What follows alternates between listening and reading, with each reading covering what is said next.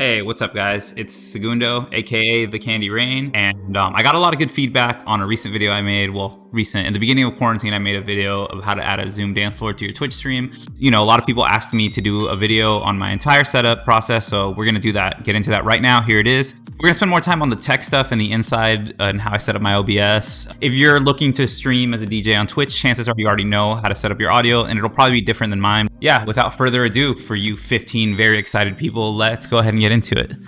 Okay, so for audio here, I've got two XDJ 700s. They are CDJ equivalents, and they're like the cheapest ones. They're pretty small. They have a very small platter and no CD input, but they do accept USB just like in the club. And anybody who knows me knows that in the club, I'm a CDJ guy. I just travel with a thumb drive in my pocket. I traveled a lot before the pandemic, and it was pretty nice to just get on an airplane, thumb drive in my pocket, go to the gig, thumb drive out the pocket, and then hang out in the club till it closes and take a plane right back home to LA. For my mixer, I use a Total Relic. It's the DJM 750 Mark I. This thing is old, and it's got one broken channel fader on channel 1, which is fine because I just DJ on channel 2 and 3. It's got a crossfader knob that's missing. I don't know where it is, that I should probably replace, but you know, I just use the channel faders for a lot of stuff anyway, so I'm not really tripping too hard. Yeah, so this thing's a Relic. One thing to note about this mixer that's really important is that it has one color effects knob that's assignable, whereas like most modern Pioneer DJMs will have color knobs on every channel. And be careful to get really drunk on your Twitch stream or you're distracted by chat or something. You might be echoing or putting a gator on the channel that you're going into. So careful with that. It's got one knob. And trust me, we've all been there where we forget what channel we're playing on before. Most DJs know this.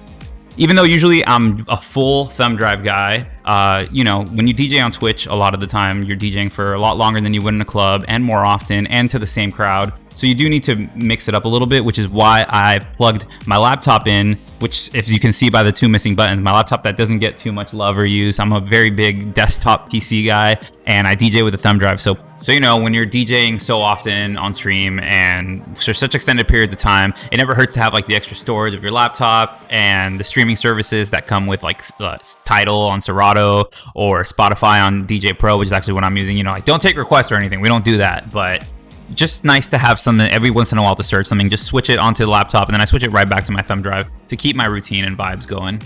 So I route all the sound from my mixer through XLR into my M Audio M-Track 2 in 2 out audio interface. This thing is also kind of a Relic. It's pretty old, but you know, as you can see from the B-roll, the gain meter on it is really broken.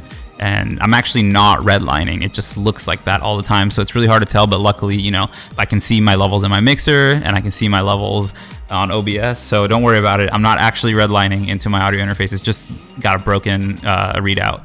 So it's just always on. It's really crappy. This thing sucks. I need a new audio interface, and that's coming up. Hopefully with, you know, hey, come on my Twitch, give me that free Prime sub. That's twitch.tv/TheCandyRain. Help me out here. Maybe I'll get a new audio interface soon.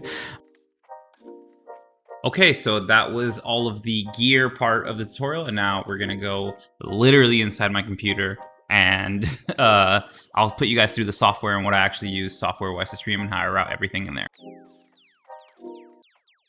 All right, guys, so here we are inside my audio video setup, and I'm gonna show you guys on my computer how I set everything up to stream on Twitch. So yeah, I have this USB mic and I route it through NVIDIA Broadcast. Now you do need an NVIDIA graphics card to use this software, but there are alternatives. This is an AI noise canceller. So if there's any background noise, like when you're DJing and your monitors are playing music, it won't pick that up. Like for example, my girlfriend's next to me right now, typing on her keyboard, and this is just me talking while her keyboard's going on with it on, and then I'm gonna turn it off right now. You see how it's now picking up the keyboard?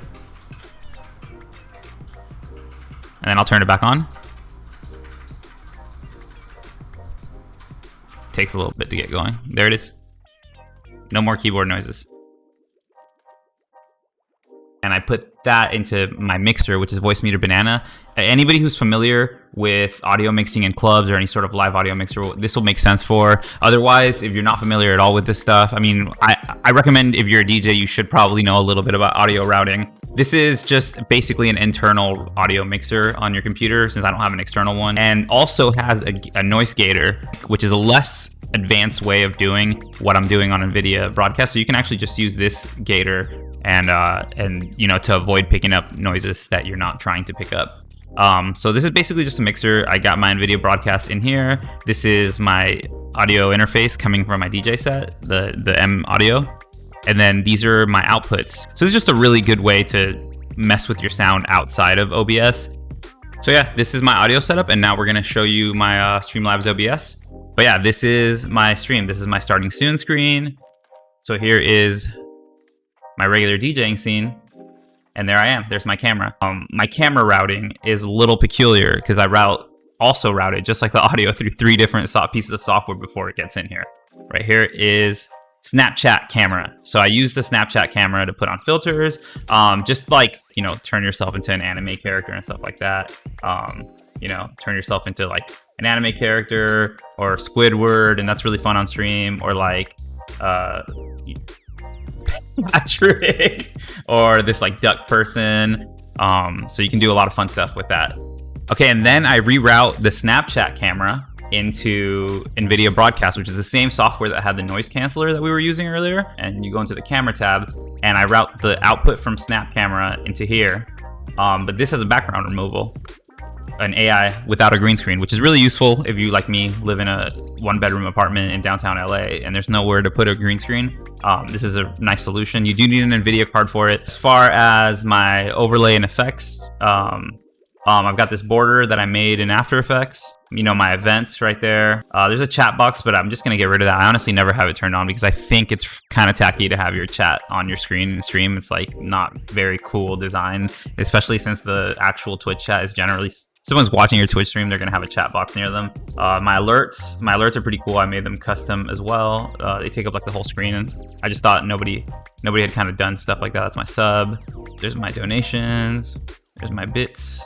And when I'm being hosted. So I just kind of, you know, I thought nobody was doing alerts that were that engaging. I really like when I get a new follower, they felt like, you know, it fills up the whole screen and it makes a way bigger deal about it. So for all the background videos, what I did is I just downloaded a bunch of YouTube videos. Oh, look, this one came up, this skate video. So as far as, you know, using other people's work in your background, I don't know. I mean, it's usually stuff that's available free on YouTube, and I am downloading and rebroadcasting. I don't know if that's an issue.